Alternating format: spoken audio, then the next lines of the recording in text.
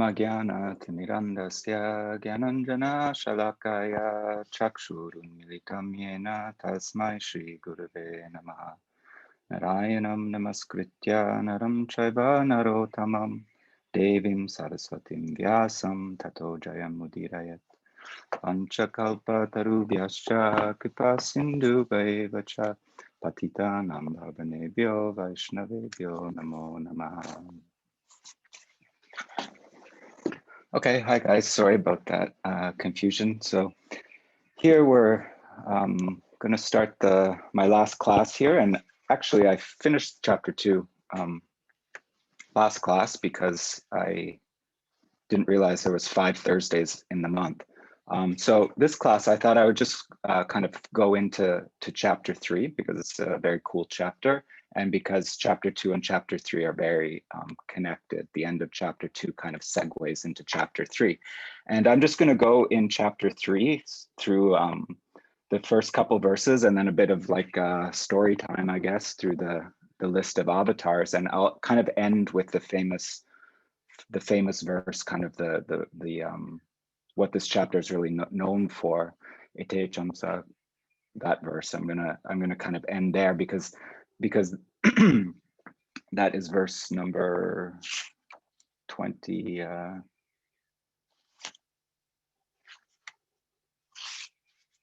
28.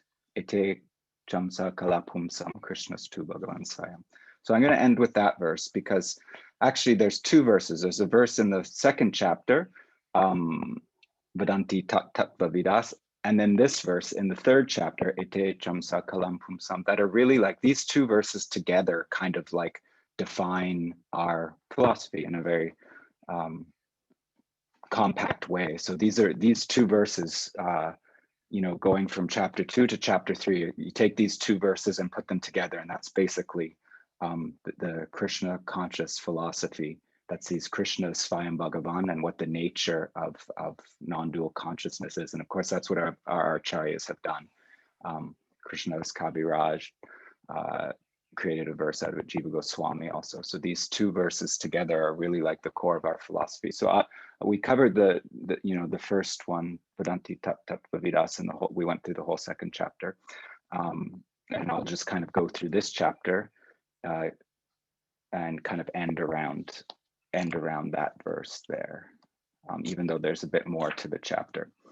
So we finished chapter 2 last week, where we saw many of the questions were answered in a brief way, at least in chapter 2. Many of the questions that were answered by the sages of Naimisharanya.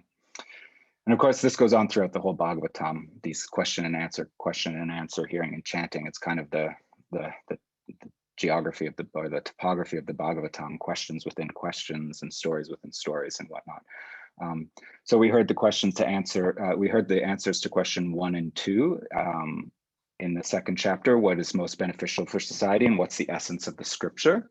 So Savai Pumsam Paro Dharmo Yato Bhakti Radhoksaje, that verse came to and kind of answered those 2 questions. We heard what was the 3rd question, what was the purpose of Krishna's appearance in the world, particularly from the womb of Devaki, but what is the purpose of the avatars in general?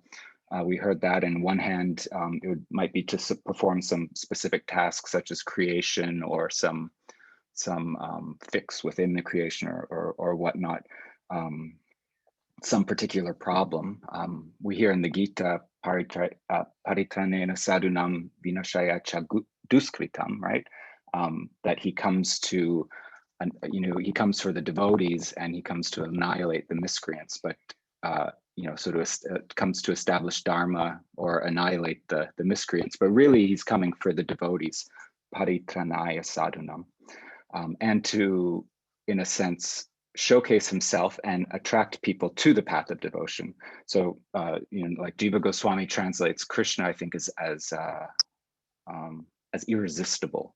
So he comes with this kind of attractive, irresistible, charming, and like fantastic kind of leelas to attract people to him, and consequently attract them to his service and what is their actual constitutional position. So that was kind of answering the question 3 kind of near the end, and then of chapter 2, answering kind of the question of the question number 3, sorry. And the chapter ended with a beginning description of the Lord as the object of bhakti. It's differentiated Vishnu from Shiva and Brahma, differentiated Vishnu from the gunas, and it described Vishnu as a Purusha, the form of the Lord that's kind of most close to the world, most close to us in a material sense, in the sense that he's the creator of cause and effect and whatnot. And this is why Vishnu is such a prominent god. And we ended with a description of the creation and the transcendental, the creation myth kind of, and the transcendental forms of the 3 Vishnus, of which there's that nice verse in the Sattva Tantra that says, by knowing these 3 Vishnus, one attains liberation, or can get liberation. And we also heard in the last verse, let's see here, in the last verse, that the Lord, the creator of the universe, absorbed himself in the forms of various Leela avatars, such as devatas, animals, and humans. And in that way, he protected the world as the controller of Sattva-guna.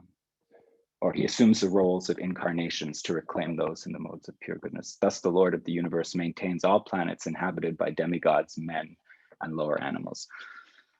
So that's where we ended last verse. And I think in this connection, I brought up this kind of notion that Hinduism, in a sense, is kind of excels, or at least is very unique in this regard, in the sense that it sees the forms of the Lord and the avatars as manifesting and blessing more than just humans, that the Lord appears in different species. Like as this verse says, he says the devatas and the animals. And interestingly enough, Prabhupada in one of his purports, even just about the Paramatma, says, the Paramatma enters the organic and the inorganic. So it's kind of a nice thing. Like it makes Hinduism very easy to kind of extend this compassion or seeing God in everything, in animals and even in the inorganic. There's a quarry kind of down here that over the last 12, 13 years, I've just seen the mountain go down and down and down, where they're just like carving out this white, rock that they use for cement or something like that. And when I read that thing by Prabhupada, that, God enters even inorganic materials, I was thinking how that can be linked to kind of environmental sensitivities so easily in Hinduism, where you would even see this kind of mining as a form of violence, even agriculture in a sense, this scraping the earth and whatnot. Anyhow, so we see these incarnations of the Lord as kind of gods, empowered incarnations in human society, of course. And also in animal forms, where the Lord appears as he appears in the fish kingdom as Matsya, and he appears in the in the species of pigs as Varaha.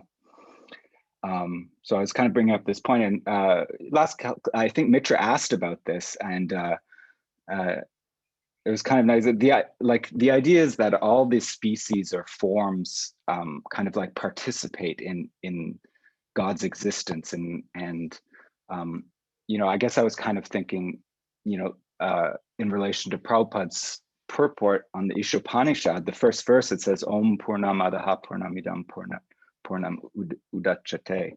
And, when discussing the kind of formless feature of the Lord, kind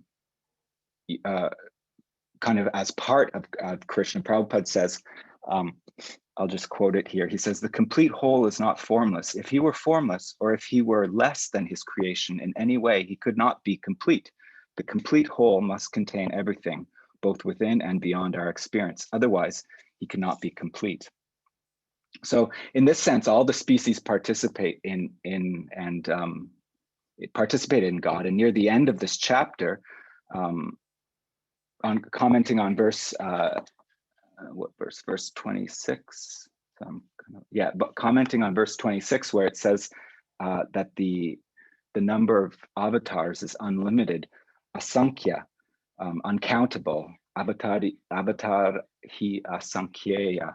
Prabhupada quotes Sri Prahlad Maharaj, and he says there, he's paraphrasing one of Prahlad Maharaj's verses through Nrsingadev, where he says, "My Lord, you." This is funny too, because I thought Prabhupada adds an extra word here that's not in the direct verse, but he says, "My Lord, you manifest as many and this is kind of an answer to, like, I think Mitra was kind of asking where it is, and here I found where Prabhupada kind of basically says that. He says, "My Lord, you manifest in as many incarnations as there are species of life, namely the aquatics, the vegetables, the reptiles, the birds, the beasts, the men, and the demigods, just for the maintenance of the faithful and the annihilation of the unfaithful, you advent yourself."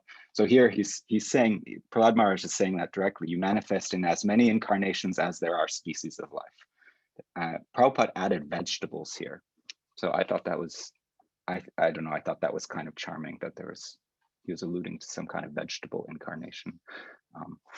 I think it's not in the actual Sanskrit of the word of Prahlad Maharaj's, I don't think. So now we'll start to hear about the list of these asankhya avatar, these innumerable avatars, which is meant to be understood in the sense that they are infinite and unlimited.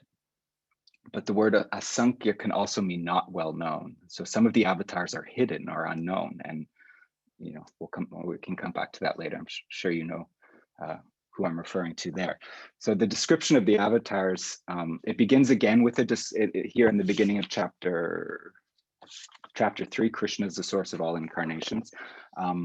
It begins with a reiteration of the avatars that we just finished in the last section of chapter 2, Karnodakshaya Vishnu, Garbhodakshaya Vishnu, and Kshirodakshaya Vishnu, where the creation was described. So here we get these avatars again, but I think they're not reiterated so much as repetitiously just to describe the creation again, but they're more as a description. They're spoken of again, more of a description as how the avatars enter into the material world. So it's done just, I guess, to be kind of like more of a complete account of this kind of avatar subject, because we're going to actually go back over kind of what was just said again in the second chapter. So I'll read the first verse. Sutta uvacha jagre purusham rupam bhagavan mahadha divi sambhutam sodashakalam adoloka shishiksraya. Sutta said, in the beginning of creation, the Lord first expanded himself in the universal form of the Purusha incarnation and manifested all the ingredients for the material creation. And thus, at first, there was the creation of the 16 principles of material action. This was for the purpose of creating the material universe. So this is a very nice verse. It's quoted in the Chaitanya Charitamrita in the 5th chapter, what I was quoting from last class, in describing these 3 avatars. So it's kind of fun to go when you're going through verses in the Bhagavatam and see which ones Krishnadas Kaviraj quoted, and you can kind of like go through the whole Chaitanya Charitamrita and see what, because I think maybe only 10% Guru Maharaj says is Sanskrit, and you see which verses he took from the Srimad Bhagavatam and from the Bhagavad Gita. It's kind of fun when you come across those verses in the text, because they must be kind of like important or special in some way that he would have chosen to take that verse. And this verse, Jagre Purusham Rupam Bhagavan Mahadhadibi, it's actually a verse personally that is one of my favorites, but it's just come from a personal memory of mine when I began interacting with the devotees. And it's nice actually when you kind of start to develop these connections with specific verses, and you have some kind of like attachment to them, even though it perhaps is not maybe the most rasic verse in the world or whatever. But it's nice when you start to develop an attachment to the verses, to hearing the Sanskrit, and there are kind of certain memories and connections made. And for me, it's one of my favorite verses because of this memory. There was this documentary that came out in Canada by the National Film Board. It must have been in the 80s, called Les Adeptes. I think in English it was translated as The Followers, Les Adeptes, the Adepts in French. And it was all about the temple in Montreal when Kirtanananda was the head, and it was just kind of like at its peak. It was really booming. And I just loved that documentary. I hadn't really come in contact with the devotees yet, but they used to play it on public television, and it was just seeing how beautiful the devotees were. Like the men were all dressed beautifully. Everybody had a shaved head. I mean, the women were dressed beautiful saris and whatnot. And there was a section where they showed the morning program, like kind of, it wasn't exactly flattering, but they showed the morning program. And this is the verse that they were chanting, Jagre Purusham Rupam Bhagavan Mahadharipi. So it's one of the first verses I ever heard of the Bhagavatam. And the way they were chanting it with the melody and whatnot, the men and the women, it was like the recitation was so beautiful. And even though the documentary was very unflattering, and I think the devotees were very unhappy with this documentary, I played on TV for a long time. But for me, it had the total opposite effect. So this was kind of like one of the first verses of the Bhagavatam that I ever heard. But it just goes to show that the devotees, and devotion and the extended idea of that is just intrinsically and inherently attractive.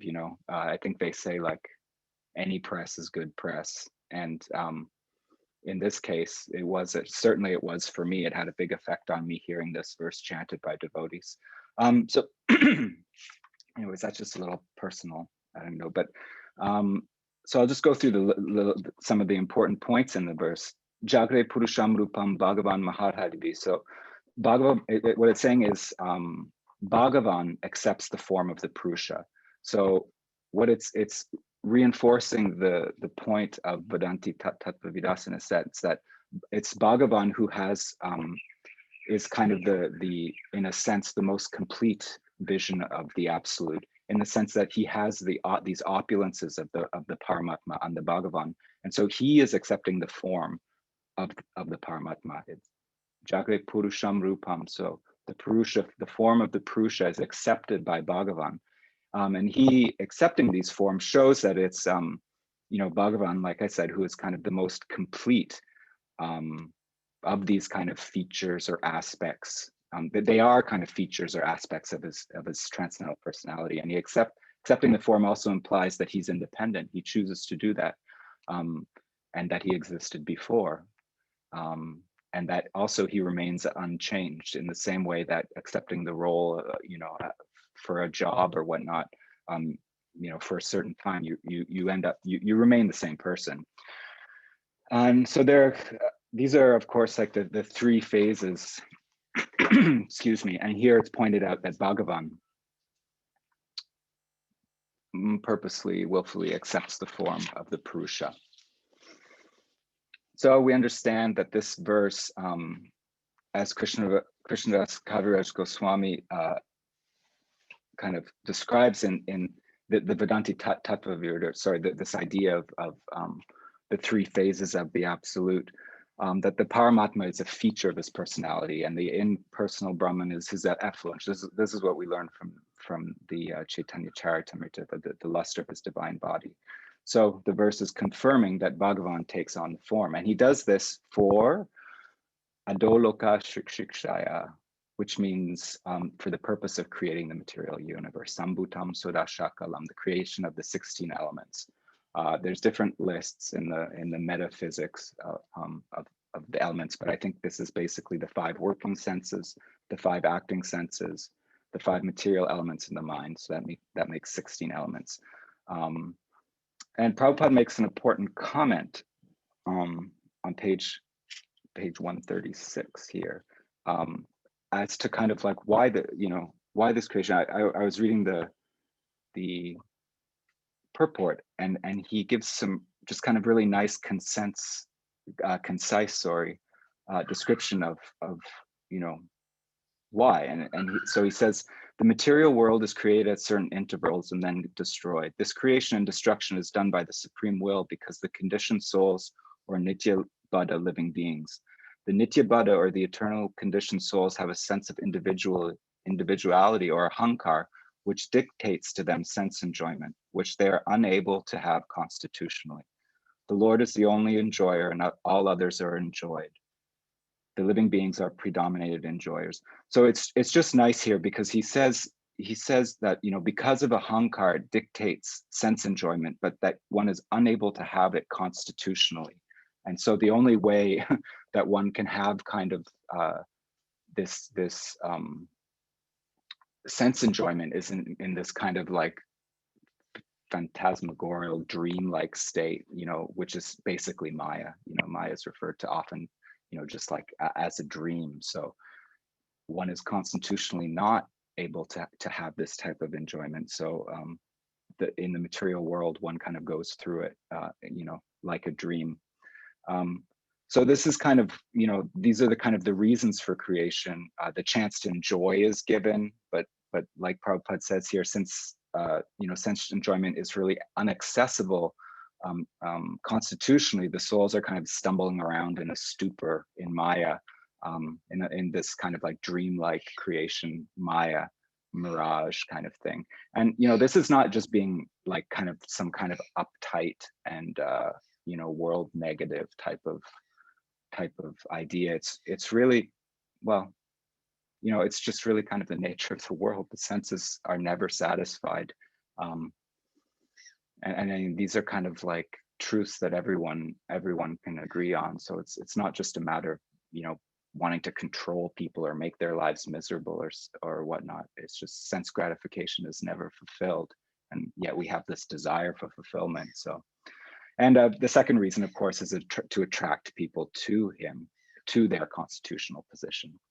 So this verse was talking about Kshirodakshaya Vishnu. And now we'll go on to the second verse. And I think I'll probably not read the Sanskrit for all of them.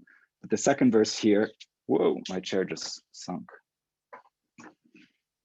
The second verse here is about Garbhodakshaya Vishnu, so it's going through the same sequence. A part of the Purusha lies down in the water of the universe, and from the navel lake of his body sprouts a lotus stem. And from the lotus flower, top of this stem, Brahma, the master of the engineers, becomes manifest.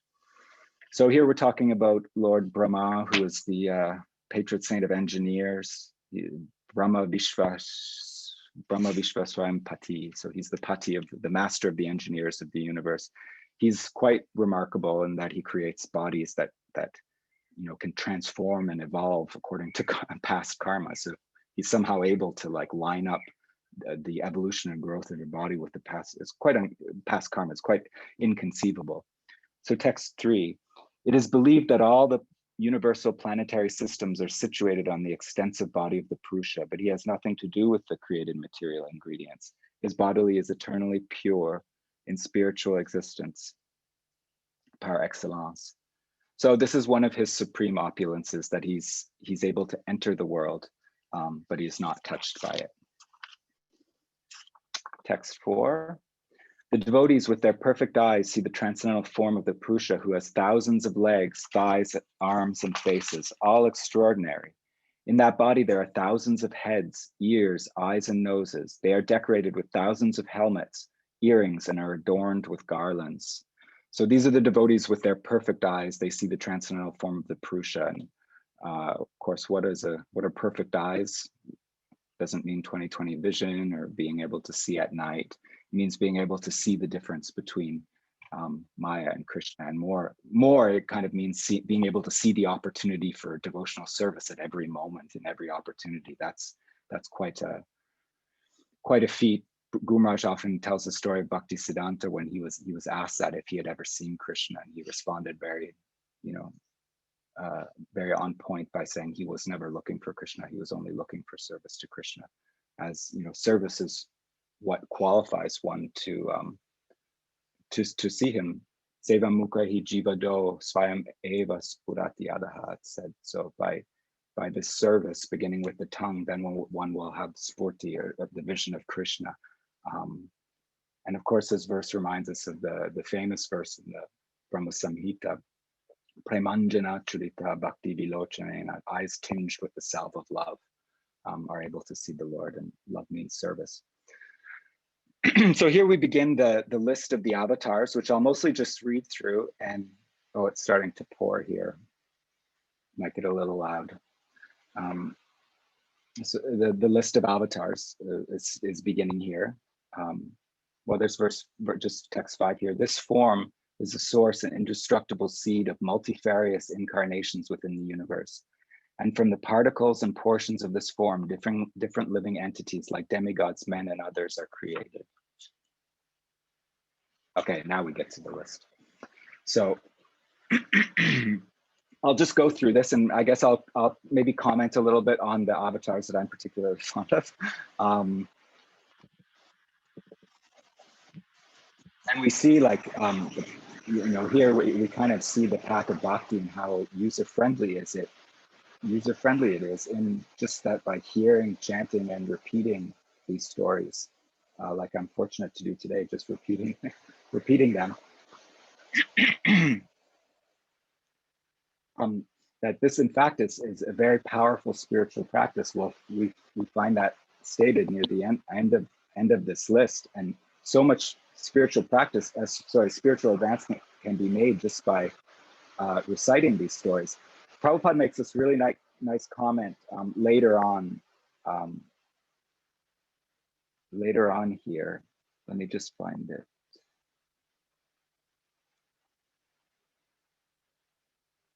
He makes this really nice comment where he says, we should always take advantage of the narrations of the activities of the Lord, which are meditations on Brahman, in the most convenient and palatable form. So I found this sentence to be quite striking, that the narrations of the activities of the Lord are meditations on Brahman.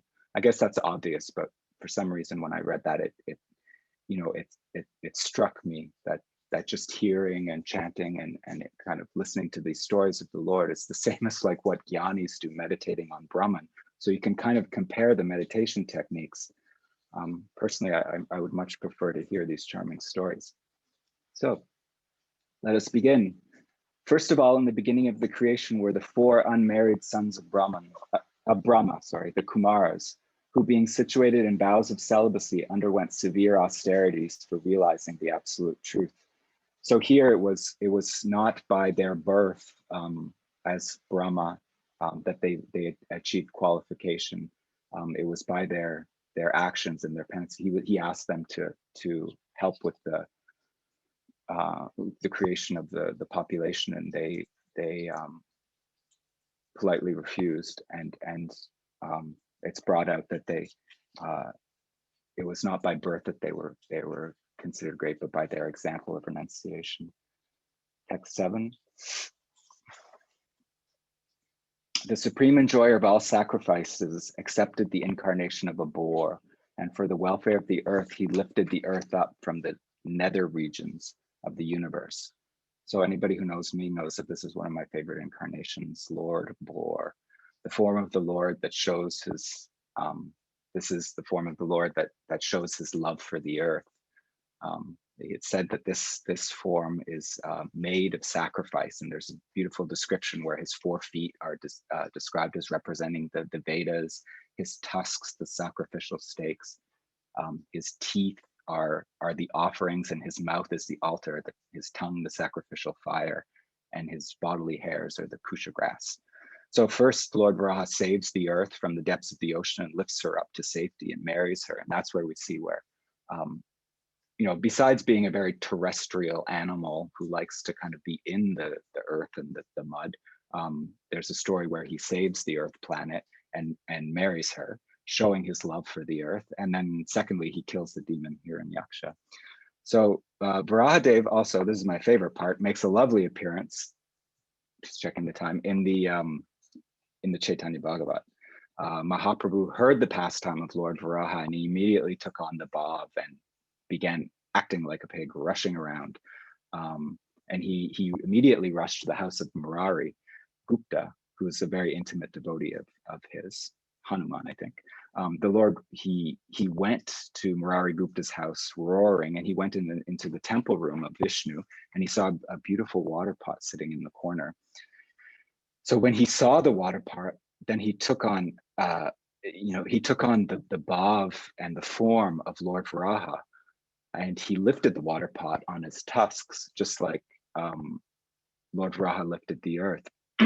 lifted Mother Earth, and in the kind of mood of the Purusha, the powerful masculine principle, he demanded prayers from Murari, and Murari was tongue-tied at first, but eventually he found his words and glorified Mahaprabhu as Varahadev, and fell flat on the ground, offering obeisances. He said that the Vedas were unable to fully reveal his transcendental personality and his absolute nature. And going off that, the Lord was very satisfied with Murari, but he became very angry at the Vedas. And he went on to say that the Vedas had the audacity to say that he had no hands, no legs, no mouths, or no eyes. And this angered Lord Varaha. We just saw that verse earlier, that beautiful verse describing what the devotees see with their perfected eyes, the transcendental forms with thousands of legs and arms and hands and stuff. So Lord Varaha was angry that the Vedas had described him with none of these, and it kind of refers back to Prabhupada's comments on the Ishopanishad, that obviously the complete whole, the absolute, has to contain everything that we find in here. So to say that he has no form, no eyes, no legs, no hands, it actually, in a sense, is making us superior to him. It's making him less than us. We have something that he doesn't have. So this is kind of bizarre. And then he refers to this wretched sannyasi in Kashi who teaches this to his students. And I think he's referring to Prakashananda. I'm not entirely sure. He says that this sannyasi wants to mutilate his form and amputate his divine limbs. And we had just heard of, how beautiful the limbs of the body of the Lord are. So the point being that even as a pig, he is beautiful and worshipable and transcendental. And it's said by some of the devotees in the Gaudiya Math. I read a beautiful kind of like piece of advice. They said that we should pray to the lotus hooves of Varahadev, that he'll dive into the waters of our heart like he dove into the waters of the cosmic ocean, and that he'll snort and sniff around in the mud and muck at the bottom of our heart and help us to root out the anarthas, because that's what pigs do. Prabhupada says that in the purport here. He says picking up something from a filthy place is done by a boar. So that's what they do. So we're supposed to pray to him that he'll sniff around and pull out the anarthas from our heart. Okay, text 8. In the millennium of the rishis, the personality of Godhead accepted the third empowered incarnation in the form of Deva Rishi Narada, who is a great sage among demigods. He collected expositions of the Vedas, which deal with devotional service and which inspire non-fruitive action. So Narada, the transcendental spaceman, we're familiar with him. He's like a jester, kind of, who helps, often he appears and helps the Leela along. His influence is huge. He gave us the Narada Pancharatra, which is a book about ritual and worship, which it contains a very important verse, Sarvapadi Vinirmuktam Tatpatvena Nirmalam, which is a really nice definition of pure bhakti, a very important definition of pure bhakti. But perhaps most importantly, in a sense, he gives us the Bhagavatam in the sense that when Vyasa was in a despondent state after completing and dividing the Vedas into 4, and after writing the Mahabharata and whatnot, his necessity kind of drew the appearance of Narada, who is compared to he's called Bhagavan sometimes, I think, but he's compared to the sun. He can travel anywhere. We see him kind of like floating through space, but he's compared to the sun who can travel anywhere in the 3 worlds. And Narada tells him to write directly about bhakti and Vasudev, and in a sense inspired the trance of Vyasa, from which we get the text. And his example that comes just in chapter 4 and 5 through the story of his life, where we see the stages in the 2nd chapter that we went over played out, is really nice. We see the blossoming of these stages of bhakti, and there's a lot to be drawn from his life, especially that story. We see the power of serving saintly people. We see the power of prasadam too, where he was given remnants. We see the power of serving sadhus. We see the power of prashadam. We see the glory of just being a simple servant, a menial servant, cleaning, and you know, and how, what a glorious position that can be. And we also, from his life story and previous lives, we hear about the you know, the power of kirtan and how powerful the holy name is. I mean, there's much that can be said about all of these, but I'm going to try and get through the list. In the fourth incarnation, the Lord became Nara and Narayana. Sorry, in the fourth incarnation, the Lord became Nara and Narayana, the twin sons of the king of Dharma. Thus he undertook severe exemplary penances for the control of the senses. So again, I think I mentioned this because Narayana is one of the presiding deities of the book, but he's a very beautiful devotee, deity for the devotees, because it shows Jiva and Bhagavan as a unit, kind of Nara and Narayan as a unit of love. So he's depicted as kind of the very form of renunciation, of austerity and tapasya. He's dressed in deer skin, and he has the water pot and the broom and the staff, all these symbols of renunciation. It's a glorification of the culture of renunciation. We find it throughout the Bhagavatam, and in a lot of the avatars as well.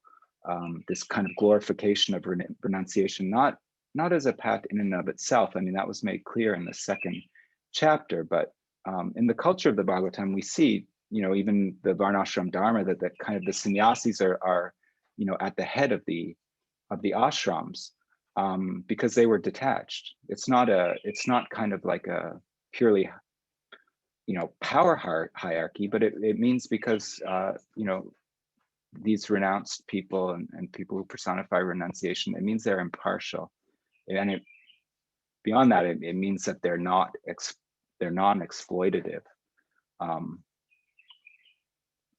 So they see, you know, they see the whole world as their family. This idea that kind of one renounces one's family, but really what one's doing is kind of embracing the whole world as one's family. And to see that as the top of society, I mean, you just compare it to the world we live in now, where you know, the heads of society today are like, I mean, I don't want to be too poo-poo on the modern world or whatnot, but like the most famous person is someone, you know, someone like Kim Kardashian, or, you know, basically just the biggest vacuous enjoyers. These are the people that are glorified in our world today. That's capitalism and consumption. So you see, you know, this kind of consuming capitalist system compared to like what is kind of described in the Bhagavatam, where renunciation is glorified, and you know, renunciation is like far more kind than consumption, and yet somehow sometimes we feel like renunciation is a bad thing, but it's not. It's a nice break against consumption and capitalism. Anyhow, text number 10. The fifth incarnation, named Lord Kapila, is the foremost amongst perfected beings, and he gave an exposition of the creative elements and metaphysics to Suri Brahmana. For in course of time, this knowledge had been lost. So he gave knowledge, gyan, of metaphysics, Sankhya, which is about kind of making distinctions between this and that. So many of these incarnations, like the next one, Dattatreya, the sixth incarnation of the Purusha, was the son of the sage Atri. He was born in the womb of Anasuya, who prayed for an incarnation. He spoke on the subject of transcendence to Alarka, Prahlad, and others. So there's an emphasis on the giving of gyan in these incarnations. Sambandha gyan is this kind of distinction between matter and spirit, and Prabhupada says the controller of both. So it's a distinction between what is matter, what is spirit, and who or what is the controller of both. And kind of this is the meaning of enlightenment or knowledge, in a sense, in that in the light, when it's daytime, one can make distinctions as to what's on the table, what's in front of you on the path. Whereas in the dark, you know, one's confused and it's all kind of like a blur, or so to say. So many of these avatars have come in order to dispense gyan and disperse illusion, I say. But many of these beautiful and important verses you can go through and study all of them. There's so much to be learned from each avatar, and we don't have the time to do that. But yeah, Kapila Dev, also very beautiful verses spoken to his mother and by his mother, Devahuti. So you can go check that out.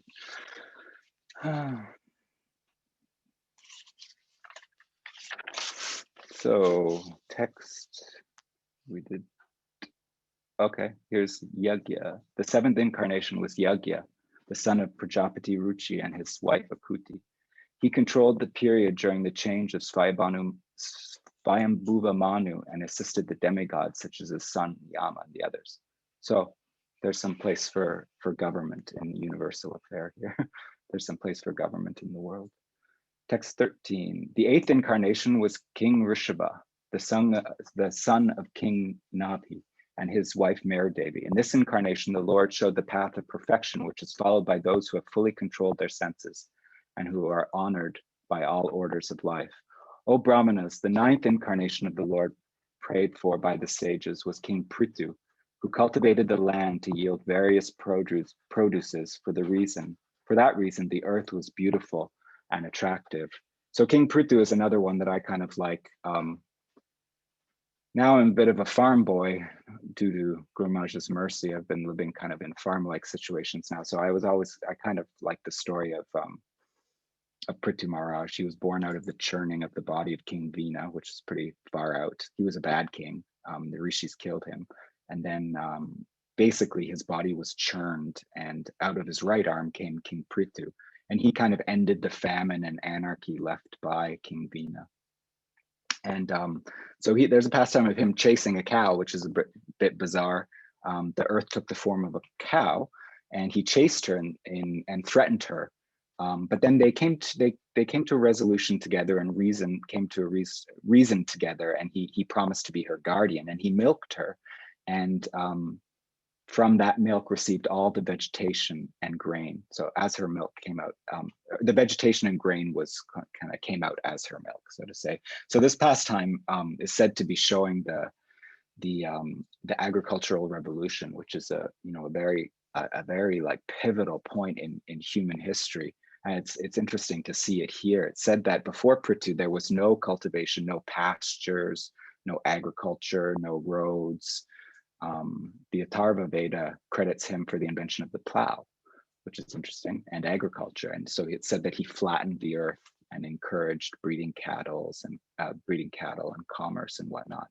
So it makes sense to me that one of the avatars of God would be the avatar that kind of like initiates the agricultural revolution, just in the sense that the advent of agriculture allowed for a real blossoming of religion. I think most historians kind of would say something like that, in terms of like scriptural study and the ability to stay in one place and stuff, this was all facilitated by the agricultural revolution. So it's interesting that an avatar of the Lord is connected with that.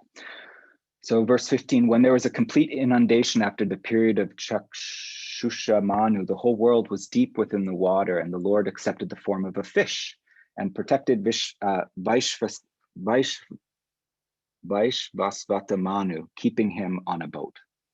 This is kind of like the Noah's Ark kind of story if you go in and read it. I mean, there's other things that go on, but there's some connection there.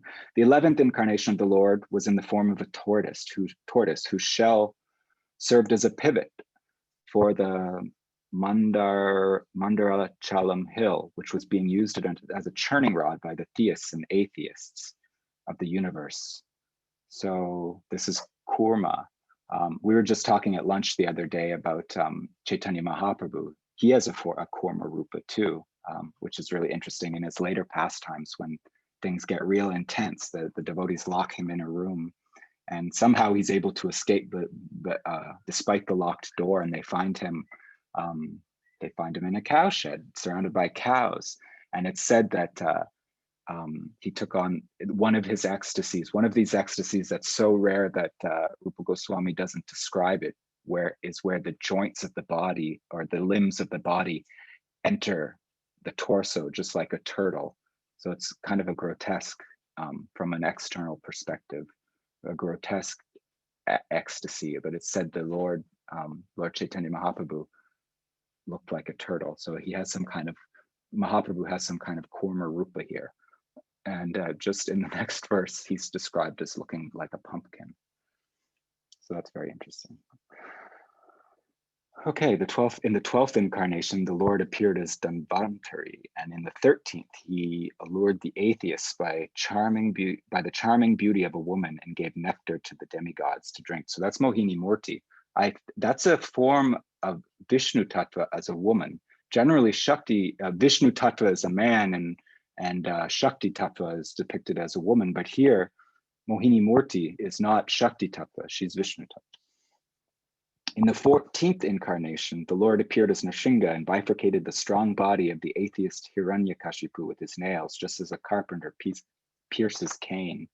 In the 15th incarnation, the Lord assumed the form of a dwarf and visited the arena of sacrifice arranged by Maharaj Bali. Although at heart he was willing to regain the kingdom of three planetary systems, he simply asked for a donation of 3 steps of land. As Brigupati, the 16th incarnation of the Godhead, the Lord annihilated the administrative class 21 times, being angry with them because of their rebellion against the Brahmanas. So this is a pastime for people who like horror movies. They're very violent. Thereafter, in the 17th incarnation of Godhead, Sri Vyasadeva appeared in the womb of Satyavati, the wife of Parasham Muni, and he divided the one Veda into several branches and sub-branches, seeing that the people in general were less intelligent. The 18th incarnation, the Lord appeared as King Rama. In order to perform some pleasing work for the demigods, he exhibited superhuman powers by controlling the Indian Ocean and then killing the atheist King Ravana, who was on the other side of the sea. In the 19th and 20th incarnations, the Lord appeared himself as Lord Balaram and Lord Krishna, Jai, in the family of Vrishni, and by so doing, he removed the burden of the world. And Prabhupada comments, the specific mention of the word Bhagavan in this text indicates that Balaram and Krishna are the original forms of the Lord. Text 24. Then in the beginning of Kali Yuga, the Lord will appear as Lord Buddha, the son of Anjana in the province of Gaya, just for the purpose of deluding those who are envious of the faithful theist. Thereafter, at the conjunction of the 2 yugas, the Lord of the creation will take his birth as the Kalki incarnation and become the son of Vishnu, Yasha. At this time, the rulers of the earth will have degenerated into plunderers. And here, verse 26, we just have I think just enough time to go over these last couple of verses, which are the important ones. Avatari asankhyeya hare sattva nuder dvija yata vida shinha kula sarasa syu sahasrasa. O Brahmanas, the incarnations of the Lord are innumerable rivulets flowing from an inexhaustible source of water. So avatar hi asankhyeya, that means that the avatars are innumerable, unlimited. They're like rivers flowing from the ocean, and the ocean never dries up, which is some example of our experience. The oceans don't go down, even though lots of water are flowing from them. Actually, the oceans are going up, which is a problem. But so they're uncountable, meaning that no list is complete. So the list that I just went through is far from complete. They appear, like we had been speaking of, in all spheres of life, which means also they appear outside of India. And Bhaktivinoda makes that point. And this is where Prahlad Maharaj this is where Srila Prabhupada quotes Prahlad Maharaj. So I thought I would just read that verse. Here, I got it here. He says, in this way, my Lord, you appear in various incarnations as a human being, an animal, a great saint, a demigod, a fish, a tortoise, thus maintaining the entire creation in different planetary systems and killing the demoniac principles. According to the age, O my Lord, you protect the principles of religion. In the age of Kali, however, you do not assert yourself as the supreme personality of Godhead. Therefore, you are known as Tri Yuga, the Lord who appears in 3 ages. Shana kalo yad avivastri yogota sa tvam. So here, it's an interesting verse. Prabhupada quoted it, and it's also alluded to by, well, it's actually directly quoted by Vishwanath Chakravarti in his commentary here, because he says that the word asankhya, which is kind of like one of the most, the key word in that verse, avatara hiya sankhya. He means that he comments that it also means not well known. So many of the avatars are not well known. And in Prahlad Maharaj's verse, the word chana is used, which means hidden, or the avatar that's not well known. So of course, when we hear this, we see it as referring to our Lord Chaitanya Mahaprabhu, the hidden avatar. The story in the Chaitanya Charitamrita goes, even Sarvabhauma Bhattacharya was unable to recognize him after seeing his ecstasy in the temple of Jagannath. He could recognize the symptoms of ecstasy, but he could not recognize that he was, the Supreme Lord. So he brought him home, cared for him a little bit. The devotees came. He offered to instruct him, and this actually really, really rubbed Gopinathacharya the wrong way, because Gopinathacharya had understood who Mahaprabhu was. So he was kind of like peeved that Sarvabhauma would be so audacious as to want to instruct the Lord. So a discussion ensued between the two, who were relatives. So a heated discussion, but they were kind of equals. So it was okay. But about the Yuga avatars, because Sarvabhauma Bhattacharya was like, well, hey, you can't just let your emotion dictate this thing. So there was reference to the scripture. Sarvabhauma brought up the fact that the Lord is referred to as Tri Yuga, only appearing in 3 yugas. It said that in the Vishnu Sahasranam or in the Mahabharata. So Gopinath and Sarvabhauma argued. Gopinath quoted from the scripture that yes, there is a Kali Yuga avatar, Krishna Barnam Tusa Krishnam Sango Pangasta Parshadam. Even Gargamuni at Krishna's birth, not Krishna's birth ceremony, but his name-giving ceremony, mentioned that when referring to Krishna, mentioned, oh, you come in 4 colors in the 4 different ages. Antar Krishna Bahir Goram, or Krishna Varnam Tusa Krishnam. That's also referring to the colors that come in these 4 different verses. And Gopinathacharya also quoted verses like that beautiful verse, Suvarna Varna Hemango Varangas Chandana Gadi, like that, where Chaitanya Mahaprabhu is described. Where does that verse come from? I forget, maybe the Vishnu Sahasranam also. But anyways, they had to agree to disagree for the time being, because eventually argument wouldn't go anywhere, and Sarvabhauma needed the mercy to understand that. But eventually, of course, we know the story, he did get that. So clearly some of the avatars are hidden, like Chaitanya Mahaprabhu, and that's this word asankhya refers to uncountable and also hidden. So I'll just end here with verse 27, which is also a beautiful verse. Rishayo manabo deva manu putra maha. Oh, sorry. This is 2 more verses. Manu putra mahojasa kalasare harereba sa prajapataya smrita.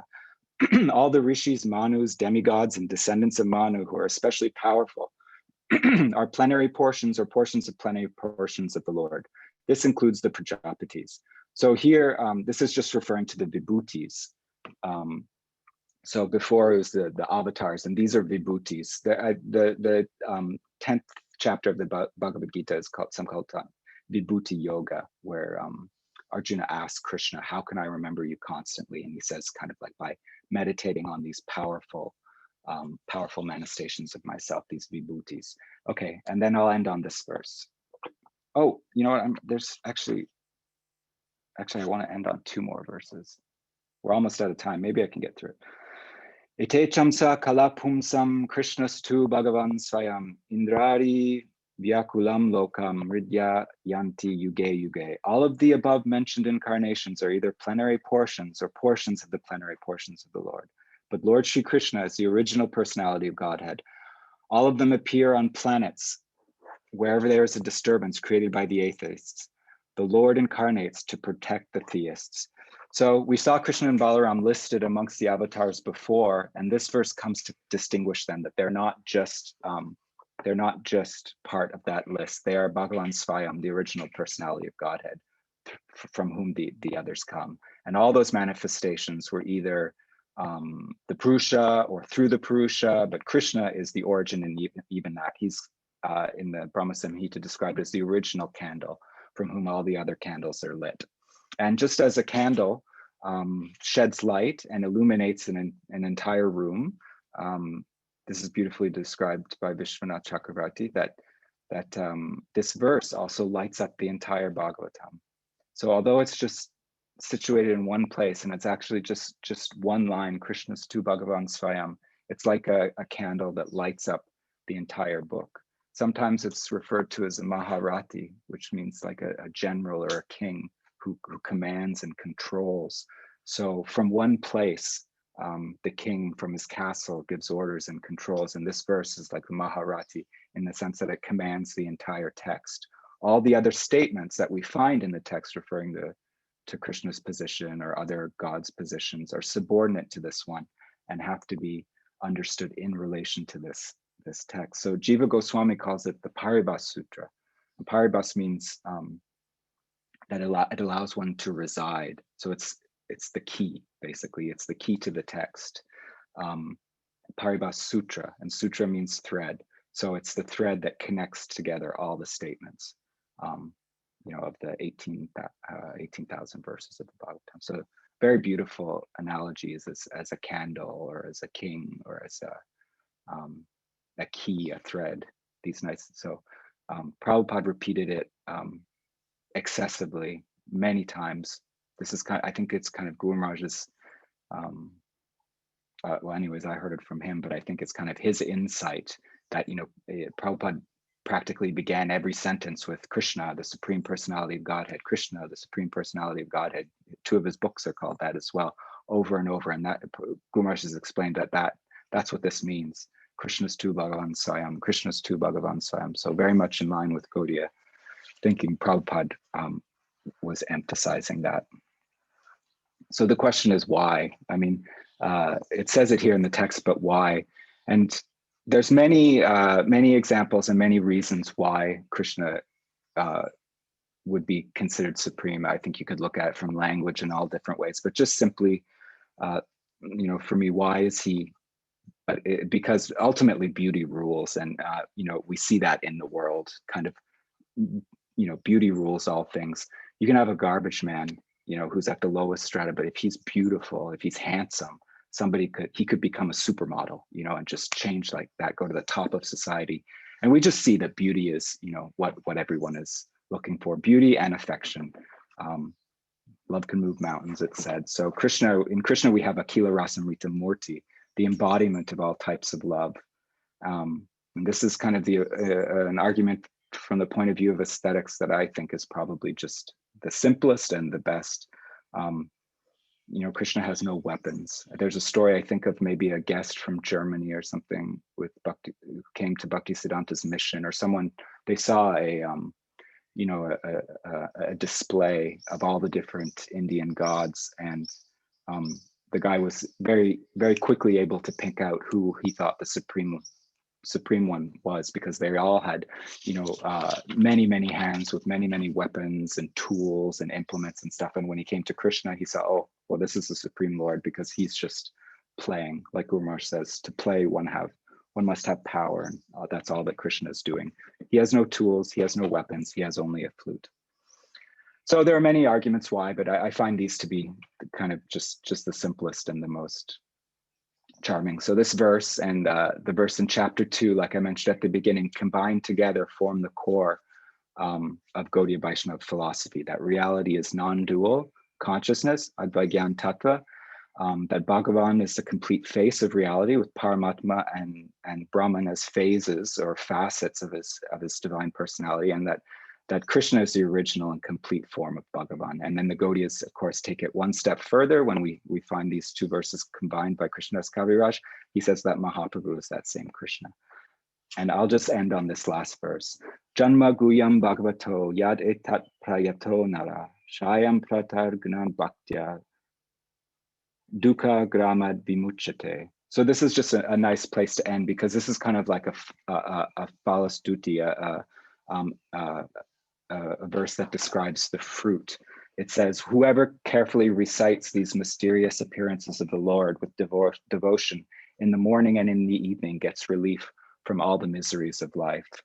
So it's kind of like the last verse of the Gaurasundara, Srimad Bhagavatam, that verse where it says, basically, there's, what's the fruit of reciting this in the morning? So it's an instruction to recitation as well. Janma Guyam Bhagavato, it says, the mysterious appearance of the Lord. The Gita says a similar thing, Janma Karma Chame Divyam Evam Yo Veti Tattva. So one who understands these mysterious appearances and whatnot gains liberation. And faith in these kind of charming stories, they're meant to, cultivate affection. So we hear about baby Krishna and the calves and stuff. It's all very, very heartwarming.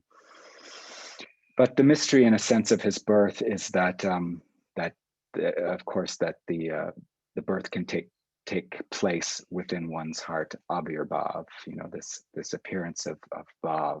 So the mystery is that Krishna can take birth in one's heart. It's mentioned here. What's the word?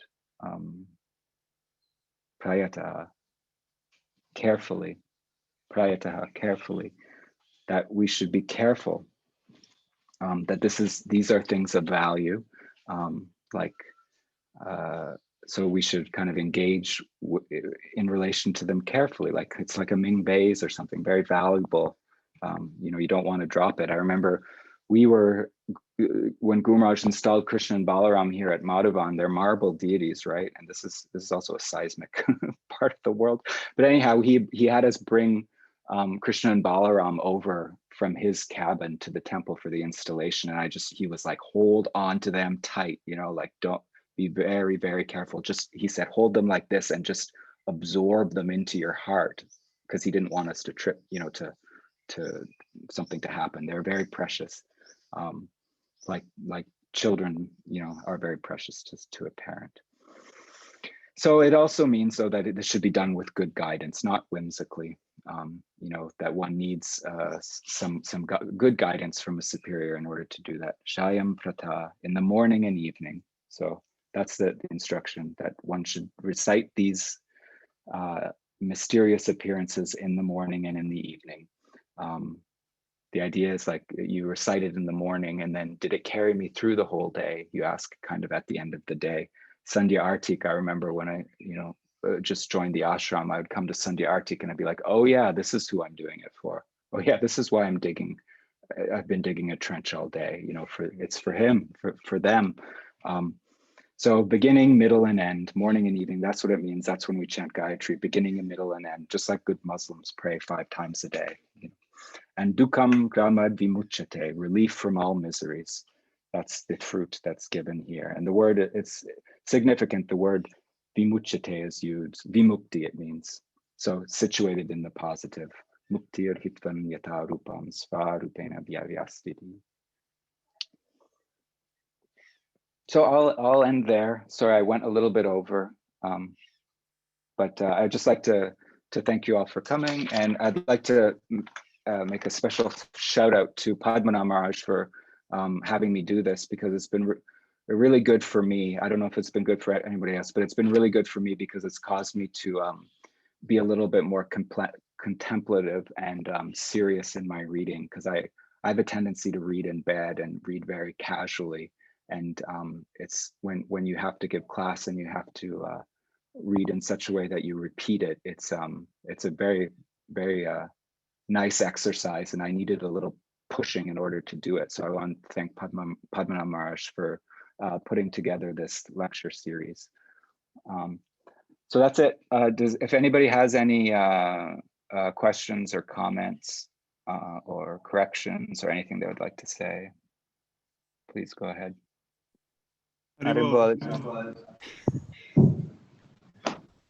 It's been great for us. Oh, thank you.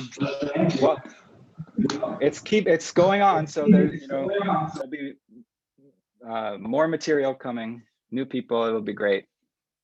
I look forward to being being a listener, actually. You did a good job. Thank you. That's very encouraging and kind of you.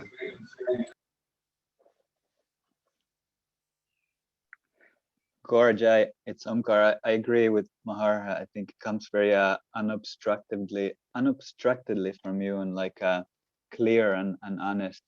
I really enjoy listening to your classes. They're non-pretentious, and they're very you know, they're good. So I got lots out of them.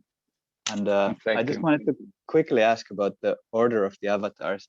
I mean, it's very obvious they're not in, you know, chronological order, obviously, but like, do you have any comment on the order? Why is there such an order? I mean, I understand the beginning, first avatars, but after that is like kind of whatever, whoever goes, whenever.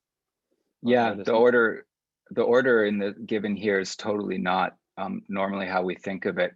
I think generally there's that song Das Avatar Strotum, is that what it's called? I think, where it goes through, and that's kind of the order that we tend to think of, which is also the order that Bhaktivinoda has pointed out coincidentally very much lines up with how people see the evolution happening from, you know, from water to amphibian to land to short man to uncivilized man to civilized man to mystic, you know. So that's kind of the sequence that was found in that song, and I think is kind of like the more kind of general idea of the sequence. But then you find it all mixed up in different places, and there's reasons for it, and it mostly has to do with like time cycles. Like, for example, Matsya, and certainly Matsya and Varaha, and probably others as well, come several times. You know, so when you hear about their pastimes, sometimes it doesn't make sense, but it's because they actually came twice. And the chronological order is not always, doesn't always line up. And you can go and read Laghu Bhagavatamrita by Rupa Goswami, I think, Laghu Bhagavatamrita. I was kind of looking through that a little bit, and it explains everything. So if you want to know why in one pastime Varaha, you know, saves the Earth planet, and in the other one he kills Hiranyaksha or whatever, it explains the timing and everything of all that. And it's the same with all of them. I think the idea is that it's trying to give a feeling like a bhav, and not like necessarily a chronology. Also because the idea is that, you know, a lot of these things they're going on within time, but they're supposed to take you outside of time too, or they're going on outside of time and they somehow kind of look like they're going on inside of time. But I don't know, those are just some thoughts.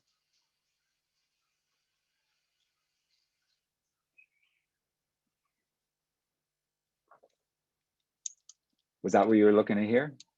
Or does that answer your question? Or yeah, that's nice. I look up the Laghu Bhagavatamrita for some deeper. Yeah, that was a nice answer. Thank you. yeah, all that stuff is explained in there, the timing and stuff. It's I mean, I find there's a lot of interesting stuff, but some of that stuff I don't have room in my head for all for like why and which yuga cycle it is and stuff. It's a lot to remember. Yeah, I kind of renounce a little bit of trying to understand all that. Yeah. Okay, thank you. Does anybody else have anything they would like to share before we end? Haribol. Thank you. Thank you for the Haribol. whole series. Thank you for listening to the whole series. And I made a funny connection today. I mean, I don't think there's anything to it, but you mentioned the vegetable avatar, and then you said that Mahaprabhu was described as a pumpkin. Yeah. But yeah, it was just a funny thought. Yeah, we were talking about that at lunch yesterday, and I was like, I'm not going to make that connection because I don't think it. I don't think it. Well, I mean, I did make the connection, and I loved it. You know, like I loved it, but I didn't want to come out and fully say it because Prabhupada says vegetables, right? He says that in his reiteration of Prahlad Maharaj's verse, but it doesn't say vegetables in the verse. But we were talking about that because that verse was so kind of you know, it was kind of what I was reading, and then I was actually just asking about Mahaprabhu's Kurma Rupa form, because I was like, I seem to remember him being referred to as Kurma Rupa, but he doesn't like take on the bhav of Kurma and act out a Kurma pastime like he does with Raha.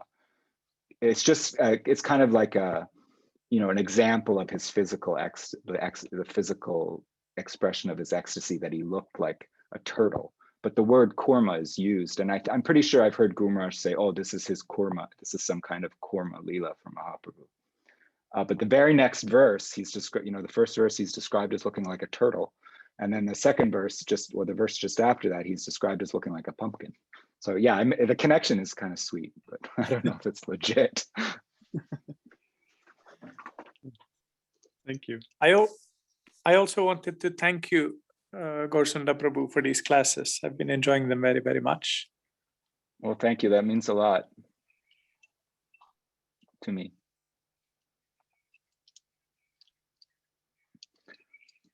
Okay, well, we've gone quite a bit over, and I think Shamsundar needs to use his computer. So, Srimad Bhagavatam ki jai, Gaura Bhaktivinoda ki jai, Gaura Premanande, Hari Hari Bol, Gaurasundara Prabhu ki jai. Hari Bol. Hari Bol. Gaura